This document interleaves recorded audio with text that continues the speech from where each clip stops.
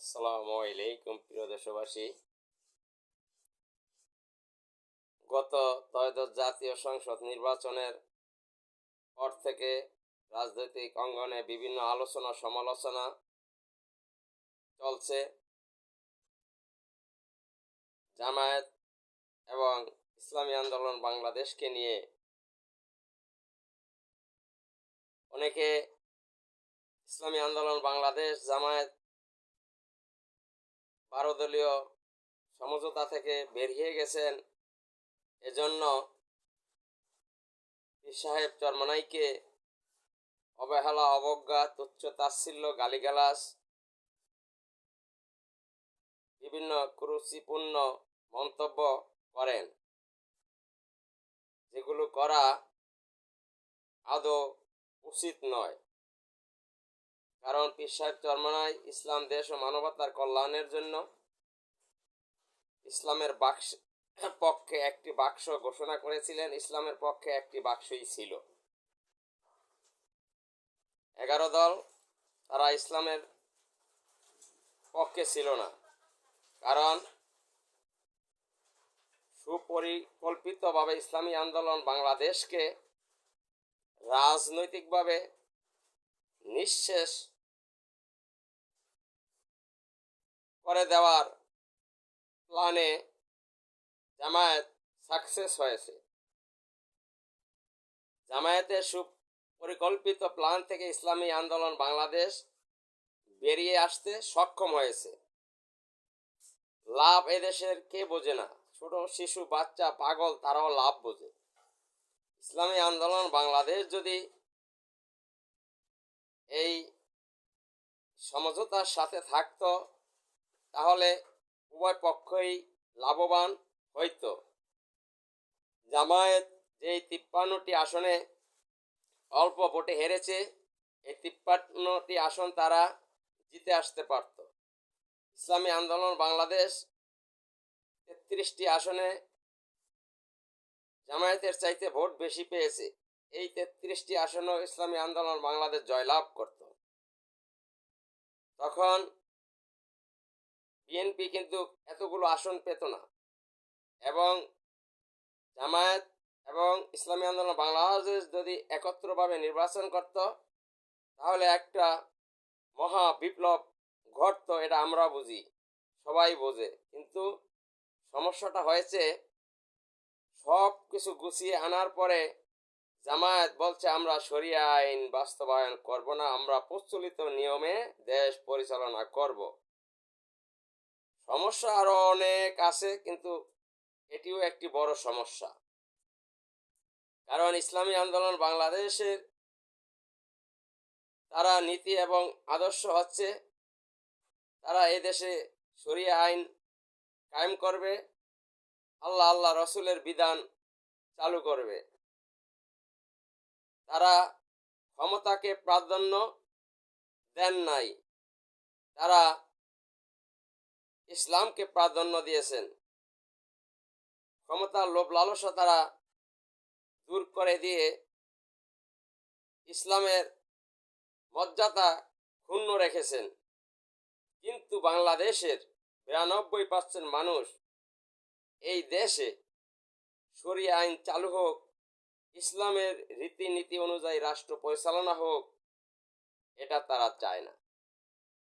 আজকে যারা জামায়াত করে, বিএনপি করে, আওয়ামী লীগ করে, জাতীয় পার্টি করে, তারাও কিন্তু মুসলমান। তাদের দলেও অসংখ্য নেতাকর্মী রয়েছেন, তারা 5 ওয়াক্ত নামাজ জামাতের সহিত পড়েন, হজ করেন, যাকাত প্রদান করেন, রমজান মাসের রোজা রাখেন, তাহাজ্জুদ নামাজও পড়েন।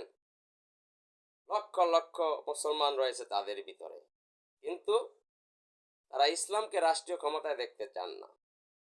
তারা ধর্মকর্ম পালন করেন, কিন্তু তারা শরিয়া আইন দ্বারা দেশ পরিচালিত হোক এটা তারা চান না। তারা গণতন্ত্রে বিশ্বাসী, তারা ধর্ম নিরপেক্ষতাবাদে বিশ্বাসী।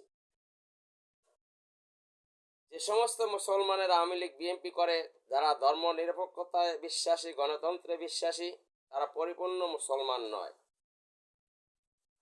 তাদের ইমানে ঘাটতি রয়েছে, তারা হলেন মুনাফেক চরিত্রের লোক।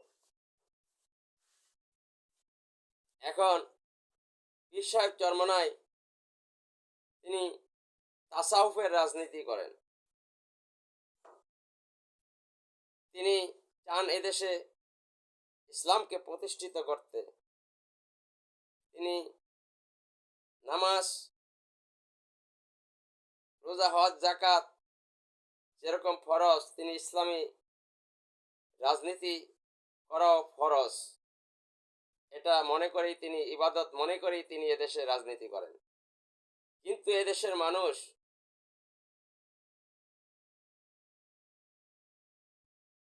বলে আমরা নামাজ, রোজা, হজ, যাকাত, আমরা ইসলাম ধর্ম মানি, ইসলামকে পছন্দ করি, কিন্তু ভোটের বেলায় তারা ইসলাম চায় না।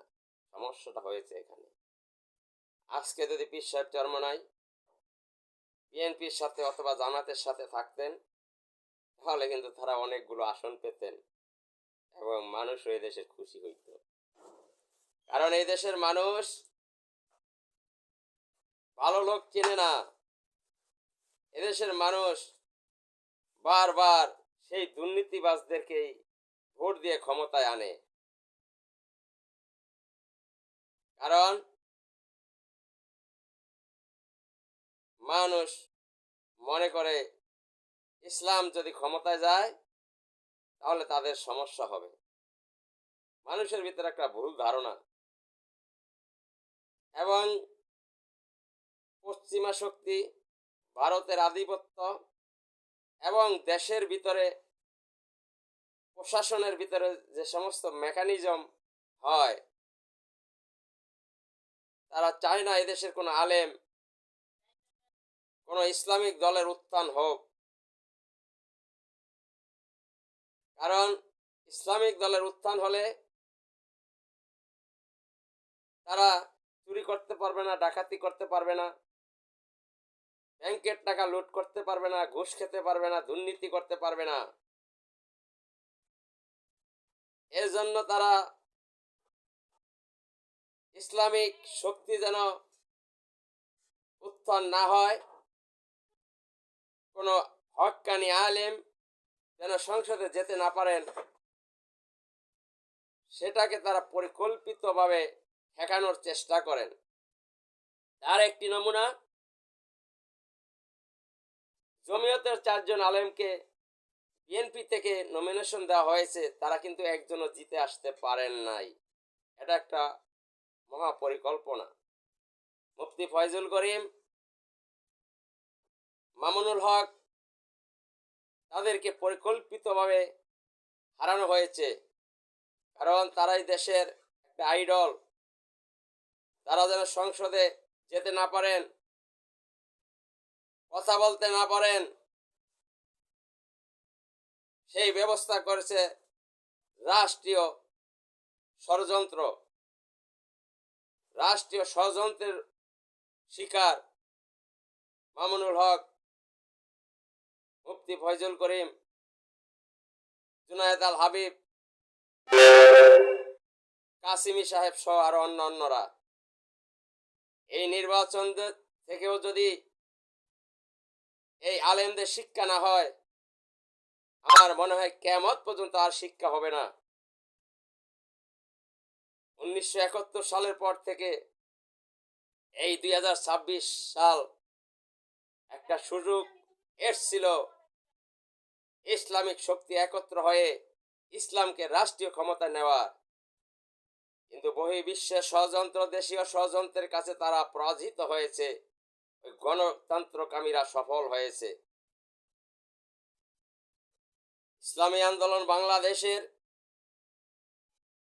বিজয় হয়েছে, তাদের পরাজয় হয়নি।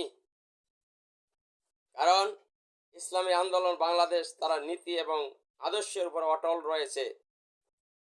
তারা পশ্চিমা এবং ভারতের আধিপত্য এবং দেশীয় ষড়যন্ত্রের কাছে তারা মাথা নত করেনি।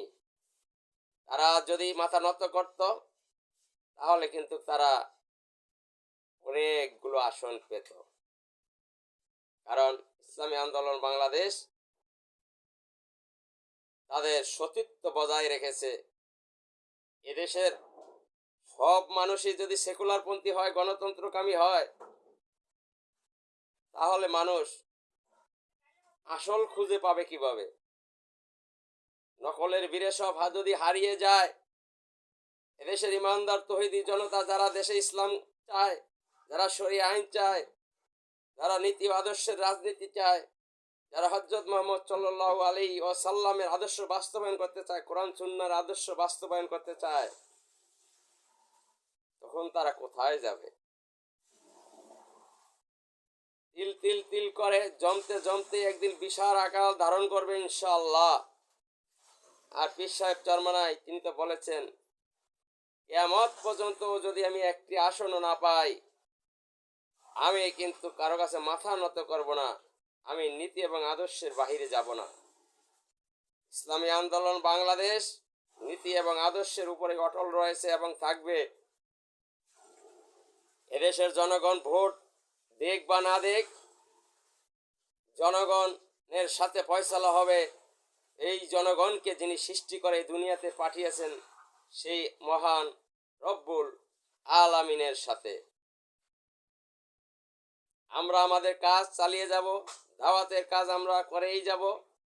এদেশের মানুষ ইসলামের ছায়াতলে আসুক বা না আসুক, সেটা এদেশের মানুষ বুঝবে আল্লাহর সাথে, আল্লাহ বুঝবে এদেশের জনগণের সাথে। কারণ আমরা আমাদের কাজ করেই যাব ইনশাআল্লাহ।